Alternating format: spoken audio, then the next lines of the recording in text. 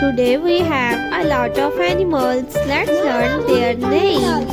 The first animal is a sheep. This is a sheep. The next animal is a rabbit. This is a rabbit. The next animal is a cow. This is a cow.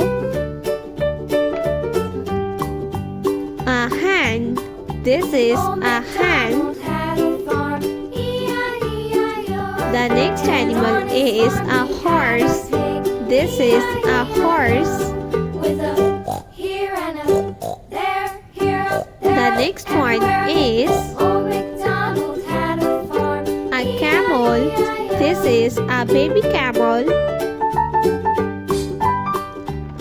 The next one is a camel.